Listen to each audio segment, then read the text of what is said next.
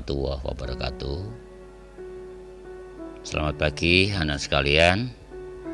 Masih terkait materi yang lalu, kali ini kita akan belajar menggunakan satuan internasional SI dalam pengukuran. Dan ayo kita belajar cara menggunakan alat ukur dengan benar. Anak sekalian, perhatikan, menggunakan satuan internasional atau SI.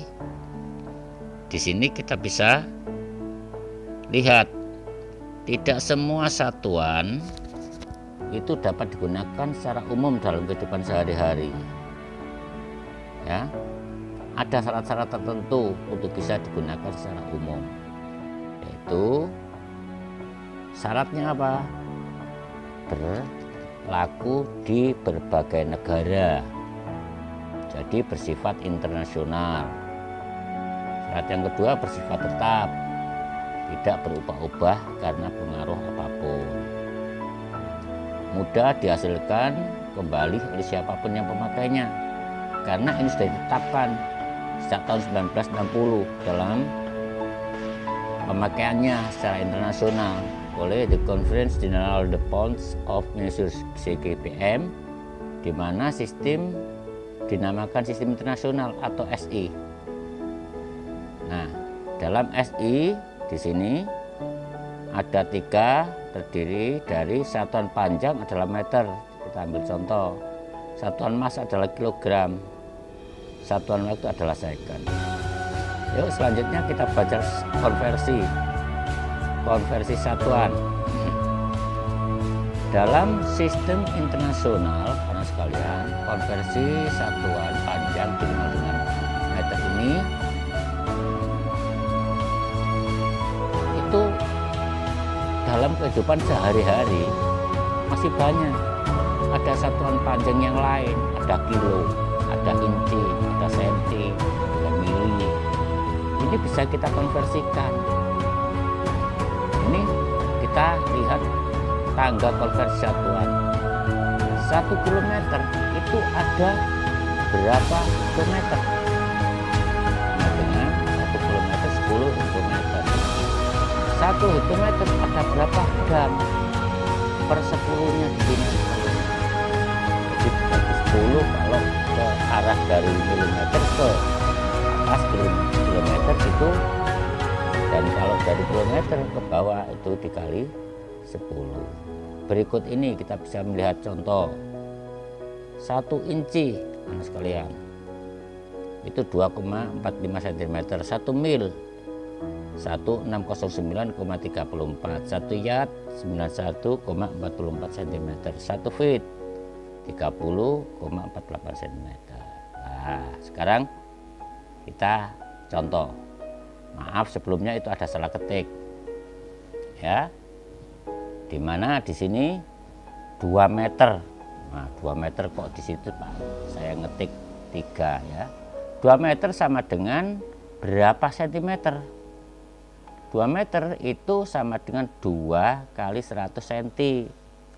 Jadi sama dengan 200 cm. 3-nya itu salah ketik. 20 cm ada berapa meter? Kebalikannya itu dibagi. 20 dibagi 100 sama dengan 0,2 meter. Ayo belajar menyelesaikan soal ya. Nih, coba kita belajar di sini. Sekalian tulis dalam buku kalian. 1 km ada berapa diameter? 500 cm ada berapa meter? Ya, 5 kali 10 pangkat 4 mm itu sama dengan berapa kilometer? 4,555 desimeter ada berapa sentimeter? Kemudian 4567 meter ada berapa hektometer? Coba semuanya di rumah ya. Nanti dikirimkan lewat e-learning jawabannya. Sekarang kita melihat konversi satuan massa. Konversi satuan massa, sekalian, kita bisa melihat di sini juga ada tangga satuan massanya. Dalam kehidupan sehari-hari, massa benda dikenal sebagai berat benda. Ya, massa dan berat merupakan besaran yang berbeda. Massa menyatakan jumlah zat atau materi yang terkandung dalam benda. Berat benda merupakan gaya tarik bumi yang dialami oleh benda tersebut. Jadi kalau kita lihat di sini 1 kilogram standar ditetapkan berdasarkan massa 1 liter air murni pada suhu 4 derajat Celcius. Nah, ini anak sekalian, satuan massa dalam sistem internasional ya, dinyatakan di dalam kilogram. Satuan massa yang lain dalam kehidupan sehari-hari ada ton, kuintal, on, gram, miligram. Nah, ini bisa kita konversikan menggunakan tangga ini. Ya, 1 miligram sama dengan 10 pangkat min 6 kilogram. Sama dengan 10 pangkat min 3 gram. Dan selanjutnya di sini kamu lihat di buku yang sudah kamu bawa pulang ini ada tangga konversi satuan massa. Ya. Nah, sekarang kita belajar soal di konversi satuan massa ini. 5 kali 10 pangkat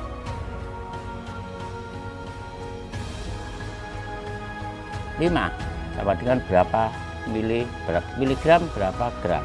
2 kali 10 pangkat min 3 itu ada 10 kuintal, ada kilogram, berapa kilogram. 0,8000 ton ada berapa diagram. Nah, di sini sekarang konversi satuan waktu. Satuan waktu dalam sistem internasional adalah second atau detik. Sebelum tahun 1960 ya, waktu dipakai adalah perputaran bumi dan peredaran matahari. 1 hari 1 malam yaitu waktu yang diperlukan perputaran semua matahari mengelilingi bumi dari 1 titik kembali ke titik itu lagi. Misalnya matahari berada di atas kepala kita, hitungan 24 jam dibagi 60 detik. Jadi 1 detik itu adalah 1/24 kali 60 kali 60 gerak semua matahari mengelilingi bumi. 1 detik itu berapa? 1/86,400 rata-rata matahari mengelilingi bumi. Karena setiap hari rata-rata matahari mengelilingi bumi berputar pada porosnya tidak selalu sama, maka satuan standar tersebut tidak digunakan sebagai patokan.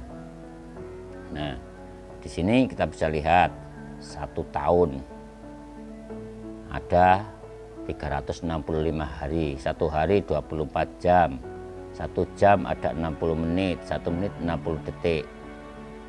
Nah, sekalian ya, kita juga bisa melihat contoh di sini. 1,5 jam itu ada berapa menit? 1,5 kali 60 menit sama dengan 90 menit.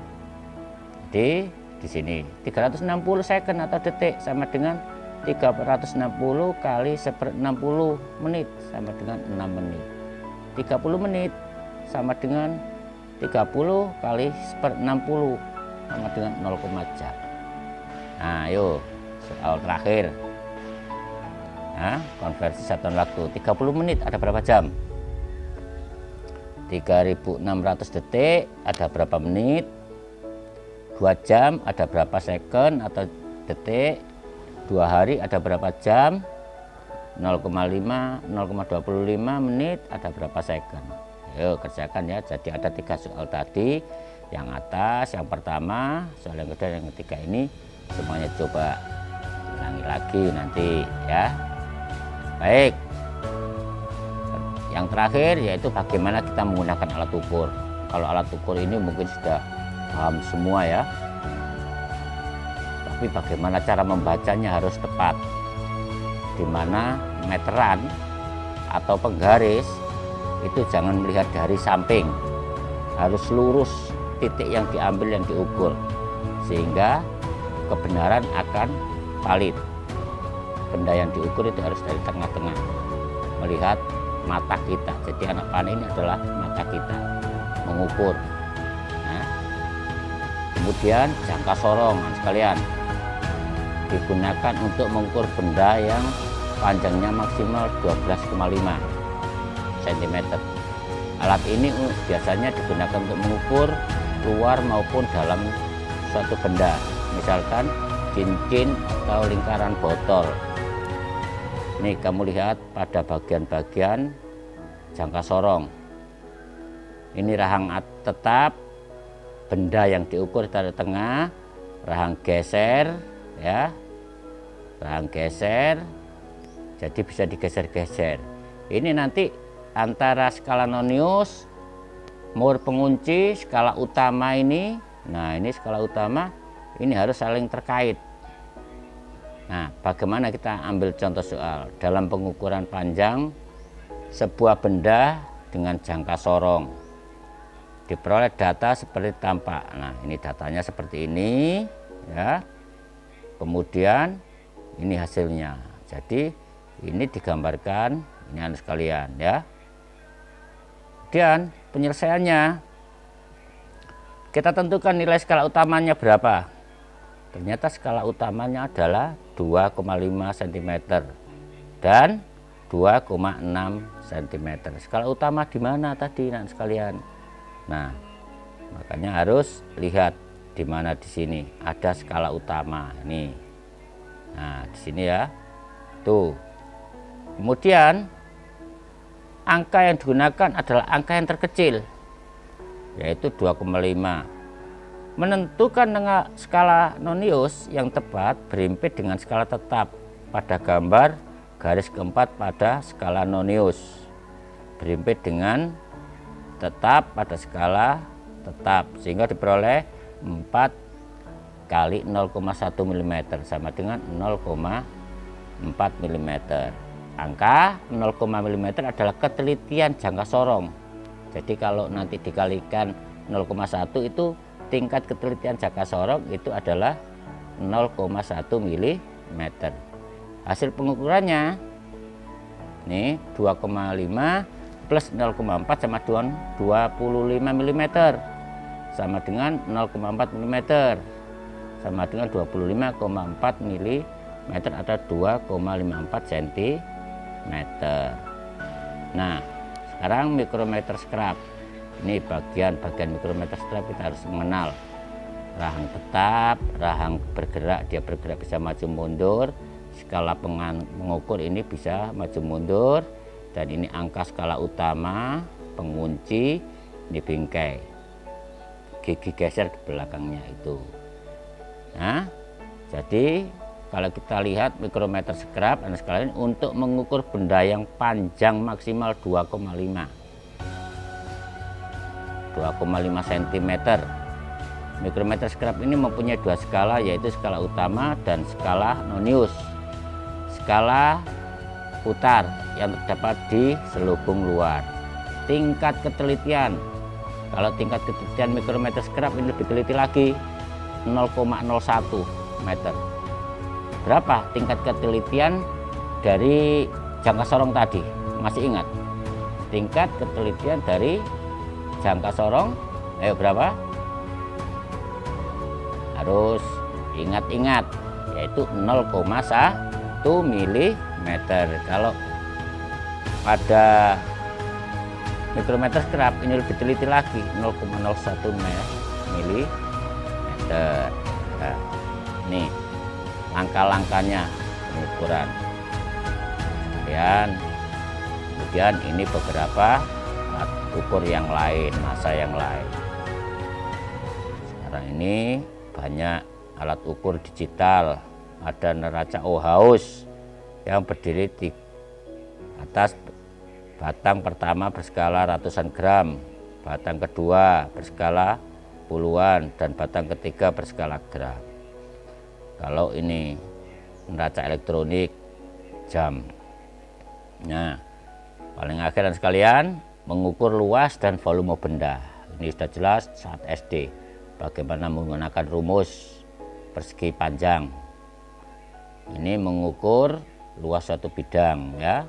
Panjang kali lebar itu untuk mencari luas persegi panjang.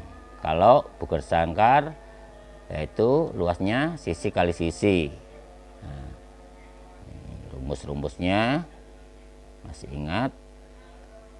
Nah, tapi yang perlu kamu ketahui, ini contoh soal bagaimana menyelesaikan soalnya. Misalkan hasil pengukuran sebuah balok kayu adalah panjang 10 cm, lebar 6 cm, dan tinggi 4 cm. Cara menyelesaikannya itu seperti ini yang sekalian. V sama dengan panjang kali lebar kali tinggi, sama dengan 10 kali 6 kali 4, sama dengan 240 cm. Nah, bagaimana untuk mengukur volume benda yang bentuknya tidak rata? Contohnya batu. Mengukur itu dengan menggunakan gelas ukur. Misalkan pada gambar ini mula-mula gelas volumenya 30 cm, setelah benda dimasukkan gelas ukur maka volumenya menjadi 70 cm. Ini rumusnya. V benda sama dengan V2 min 1. V2 dikurangi, ini V2 dikurangi V1. Ya. Ini gelas pancur, di situ air yang tumpah pada gelas ukur, itulah berapa pancuran air itu adalah yang tumpah di gelas ukur itu. Semangat pelajaran sekalian ya, semoga kalian nanti jadi anak sukses. Saya akhiri, assalamualaikum warahmatullahi wabarakatuh.